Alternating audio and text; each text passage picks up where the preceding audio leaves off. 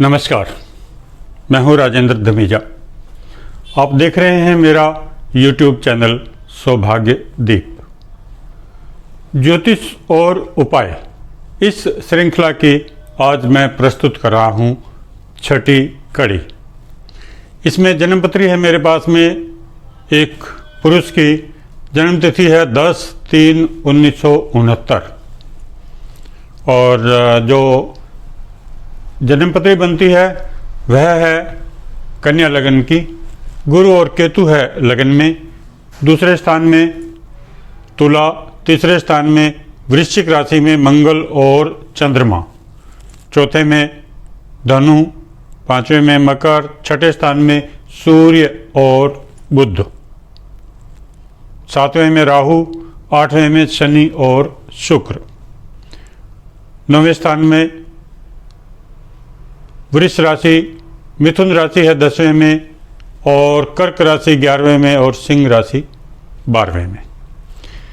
इस तरीके से हम देखते हैं कि इस जन्मपत्री में क्या समस्या संभव हो सकती है, लेकिन जो यह तय करने से पहले हमें ग्रह स्पष्ट की भी आवश्यकता है। ग्रह स्पष्ट में देखेंगे लगन है 17 डिग्री, सूर्य 28 डिग्री, चंद्रमा 16 डिग्री 56 मिनट, मंगल है 12 डिग्री, बुध है 3 डिग्री, लगभग 4 डिग्री के आसपास है बुध, गुरु है 9 डिग्री, शुक्र है 2 डिग्री, शनि है 0 डिग्री और राहु है 7 डिग्री। इस ग्रह स्थिति को ध्यान में रखते हुए हम आगे बढ़ेंगे और देखेंगे कि समस्या कहाँ पर है। जन्मपत्री है में है लगन कन्या और गुरु और केतु वहाँ पर है। लगन में जब गुरु होता है तो ऐसे बालक का, जब वह छोटा होता है तो बालक होता है, तो ऐसे बालक का लालन पालन बहुत ही लाड प्यार से, बहुत चाव से होता है। माता पिता अक्सर उसे गोदी में उठाकर रखते हैं, अच्छे तरीके से उसका पालन पोषण करते हैं। तो यह लगन में गुरु होने का महत्व है, यानी कि ये बहुत ही, जो बाल्यकाल के लिए ये बहुत ही लाभदायक स्थिति है। परंतु यही परिस्थिति जैसे जैसे बालक बड़ा होता है, जवान होता है, तो उसके लिए अच्छी साबित नहीं होती, बाद में खराब होती है। खैर कोई बात नहीं, वो उसका हम बाद में देखेंगे कि इसमें क्या करना है। आगे देखते हैं। तीसरे स्थान में है मंगल और चंद्रमा। मंगल यहाँ पर सबग्रही है और चंद्रमा अपनी नीच राशि वृश्चिक में है। एक बात और, चंद्रमा की डिग्री है 1656, यानी कि यह ज्येष्ठा नक्षत्र में है। ज्येष्ठा नक्षत्र का पहला चरण या गंडमूल नक्षत्र है। गंडमूल नक्षत्र के बारे में मैं आपको बाद में बताऊंगा। यह गंडमूल नक्षत्र जो है, ज्येष्ठा का पहला चरण, यह केवल भाई के लिए कष्टकारक होता है, अपने लिए कष्टकारक नहीं होता। गंडमूल नक्षत्र के बारे में बहुत जानकारी की आवश्यकता है और हम देखते हैं कि जब कोई बालक गंडमूल नक्षत्र में पैदा होता है तो उसके 27वें दिन पूजा करवाकर जो हर कोई शांत हो जाता है। जबकि स्थिति यह होती है कि गंडमूल नक्षत्र की शांति का प्रभाव 12 वर्ष तक सामान्य तौर पर रहता है। उसके बाद में फिर गंडमूल की शांति करानी लाभदायक होती है, और शांति करवानी नहीं, शांति स्वयं करनी लाभदायक होती है। हर बार आप पंडित के पास में या ब्राह्मण के पास में जाकर उसकी शरण में नहीं बैठे रहेंगे कि शांति करवाओ पूरी विधिवत। बहुत सरल तरीका है, मैं बताऊंगा आपको, इससे आपको बहुत लाभ मिलेगा। लेकिन पहले हम आज की जन्मपत्री देखते हैं। अगर समय मिला तो आज, नहीं तो आपको कल, यानी कि अपने अगले एपिसोड में मैं आपको गंडमूल नक्षत्र के बारे में जानकारी दूंगा कि इसका क्या उपाय है, क्या दुष्प्रभाव है और किस नक्षत्र का दुष्प्रभाव है और किसका नहीं है। नक्षत्रों के बहुत से ऐसे, जो गंडमूल नक्षत्रों के भी बहुत कम चरण हैं जिनमें ये कष्टकारक हैं, अन्यथा सामान्य तौर पर फल देते हैं। खैर आगे बढ़ते हैं। तो मंगल और चंद्रमा है तीसरे स्थान में, और मंगल है अष्टमेश होकर तीसरे स्थान में सबग्रही है, और जो कोई इसमें खराबी वाली स्थिति नहीं है। आगे छठे स्थान में सूर्य और बुध हैं। सूर्य है 28 डिग्री और बुध है 3 डिग्री या लगभग 4 डिग्री। तो काफ़ी अंतर है, कोई पूर्णस्थ नहीं है, इसलिए कोई कष्ट वाली स्थिति नहीं है। फिर है राहु सप्तम स्थान में, आगे शनि है और शुक्र है अष्टम में, शनि है 0 डिग्री। इस तरीके से यहीं पर एक स्थिति हमारे पकड़ में आती है कि सप्तम स्थान पाप कर्तरी योग में हुआ, यानी कि इसके एक तरफ सूर्य है और दूसरे तरफ शनि है। इसके अलावा शनि 0 डिग्री है जो कि सप्तमेश है, छठे स्थान का स्वामी है, लेकिन सप्तमेश है। यहाँ पर महत्व सप्तमेश का है क्योंकि सप्तम स्थान दोस्ती, दाम्पत्य जीवन, पार्टनरशिप का कारक होता है। और जब सप्तम स्थान पाप कर्तरी योग में होगा तो ना दोस्ती चलेगी, ना दाम्पत्य जीवन चलेगा, न किसी भी रूप में पार्टनरशिप चलेगी, भले वह दाम्पत्य जीवन की पार्टनरशिप हो या कोई जो प्रेमी प्रेमिका वाला संबंध में पार्टनरशिप हो, लिव इन रिलेशनशिप हो, या व्यवसाय हो। किसी के साथ में भी ऐसा व्यक्ति जॉइंट व्यवसाय करता है तो वह भी नहीं चलता, परेशानी होती है। इसके लिए उपाय करना पड़ेगा, वो भी आपको बाद में बताऊंगा। इसके अलावा शनि 0 डिग्री है, यानी कि सप्तम स्थान का स्वामी कुछ देने में सक्षम ही नहीं है और वह अपनी नीच राशि में है। नीच राशि में हुआ तो यह पहला नुकसान, लेकिन 0 डिग्री हुआ तो यह उससे भी ज़्यादा नुकसान। जब शनि नीच राशि में 0 डिग्री में होता है तो पैर में तकलीफ देता है। समझने की बात है, शनि नींव का ग्रह है, स्थायित्व देने वाला ग्रह है, परंतु जब 0 डिग्री है तो वो खुद ही स्थायी नहीं है, खुद उसमें ताकत नहीं है, तो वो दूसरे को ताकत नहीं दे सकता है, वो जातक को ताकत नहीं दे सकता है। नीच राशि में है, वह भी परेशानी है। तो ऐसे व्यक्ति को पैरों में भी परेशानी होगी, थोड़ी सी दूर पैदल चलेगा कष्ट की स्थिति होगी, पैर दर्द करने लगेंगे। शनि जो है लैंडेड प्रॉपर्टी का जो कारक ग्रह है, यानी कि आप मकान बनाते हैं किसी भी अच्छे शहर में, बड़े शहर में, और उसके लिए प्लाट खरीदते हैं, तो अगर आपके पास में प्लाट खरीदने के पैसे हैं और बनाने के पैसे भी हैं मकान, तो आपके पास में जो किसी भी रूप में पैसे की कमी हो जाएगी और आपका मकान पूरा नहीं बनेगा। ऐसे व्यक्ति को मकान स्वयं निर्माण करने के मामले में बचना चाहिए। बना बनाया ले सकता है, उसमें तकलीफ नहीं है, लेकिन क्योंकि जो शनि भूमि का कारक है और नीच है, उसको पहली बात तो प्लाट खरीदना ही मुश्किल होगा, क्योंकि उसके पास में पैसे की कमी आ जाएगी, कुछ भी कारण होगा तो परेशानी होगी। फिर शुक्र है उसके साथ में जो दाम्पत्य जीवन का कारक है। शनि संन्यास का कारक ग्रह है, विरक्ति देता है, और शुक्र उसके साथ में है जो भोग विलासिता का कारक ग्रह है, दाम्पत्य जीवन का कारक ग्रह है, जो धन समृद्धि का कारक ग्रह है, और धन स्थान को देख भी रहे हैं ये दोनों ग्रह। तो धन स्थान में शुक्र की राशि है और उसको शुक्र देख रहा है तो वो धन देगा, लेकिन शनि भी देख रहा है तो वहाँ पर विरक्ति भी देगा, यानी कि धन आएगा और चला जाएगा। जितना पैसा इकट्ठा होगा, जितना पैसा आएगा, वो साथ के साथ खत्म होता रहेगा।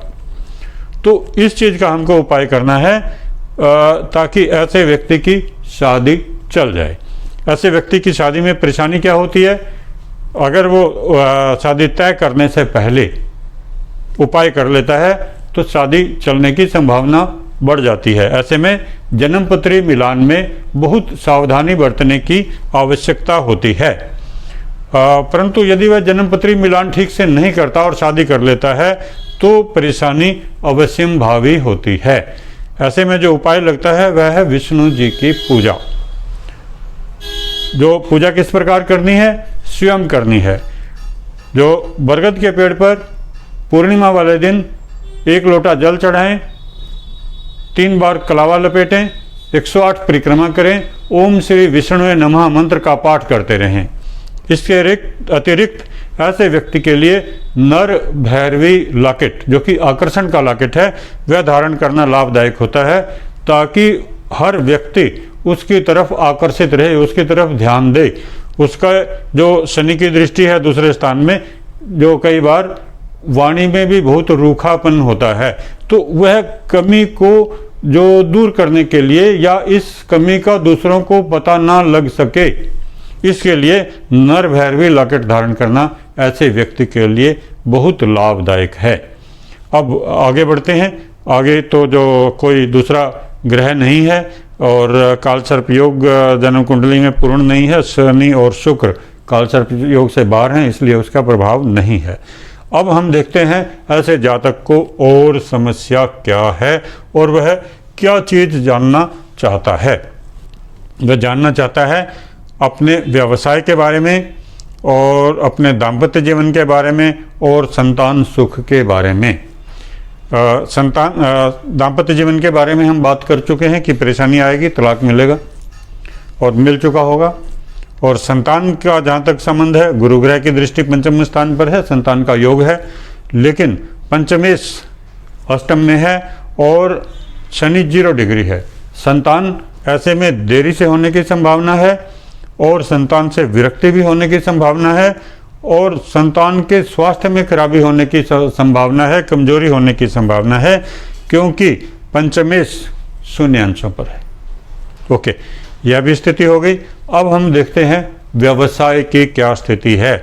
व्यवसाय के स्थान पर बुध ग्रह की राशि है मिथुन और बुध है 6ठे स्थान में सूर्य के साथ में और कुंभ राशि में, यानी कि अब जो सूर्य के साथ में बुध की स्थिति सामान्य होती है, ठीक होती है, कोई परेशानी वाली बात नहीं है और यह अस्तपूर्णस्त भी नहीं है, इसलिए लाभदायक है।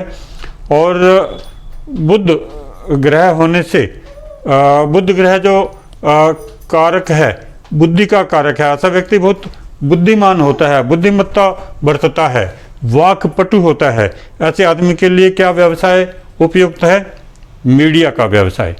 वह जो कोई भी इस तरीके का जहाँ पर वाणी का प्रयोग है वह व्यवसाय अपनाएगा तो उसको निरंतर लाभ मिलेगा।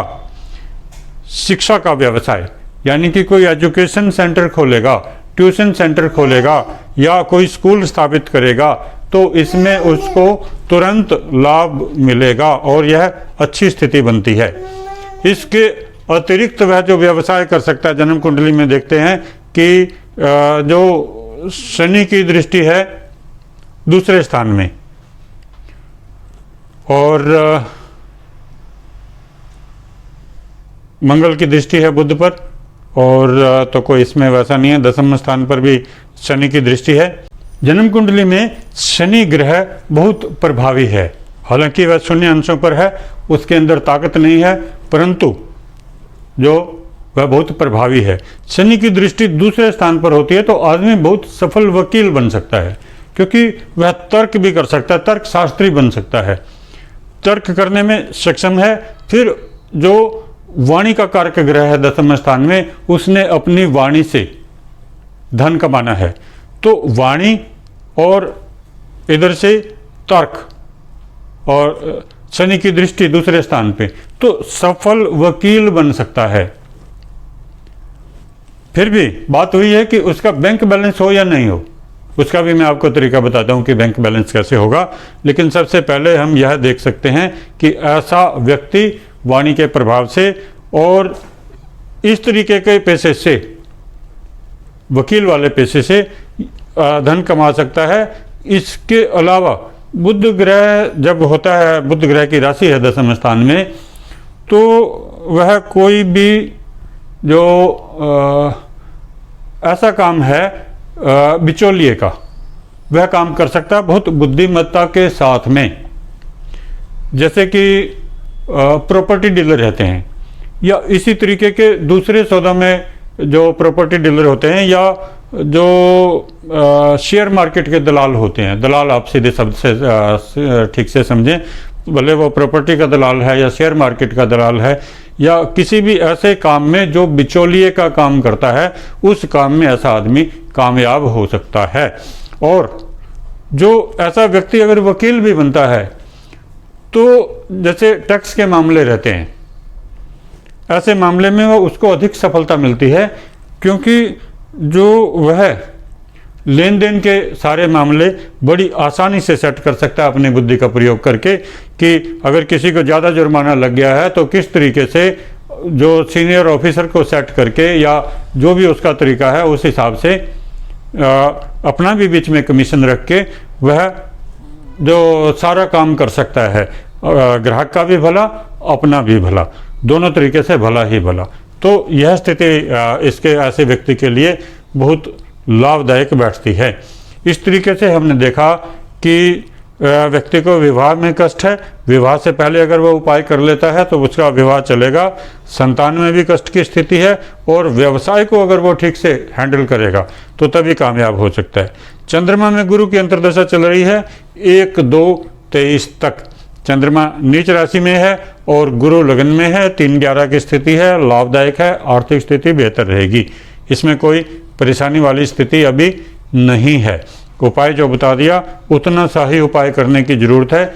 इसके अलावा जब तक गुरु ग्रह की अंतर्दशा है गुरु ग्रह का मंत्र पाठ करना लाभदायक होगा। गुरु ग्रह का मंत्र है ओम ग्रां ग्रीं ग्रौं स गुरुवे नमः। एक बार फिर सुन ले, ओम ग्रां ग्रीं ग्रौं स गुरुवे नमः। गुरु ग्रह का दान भी किया जा सकता है। दान कैसे करना है?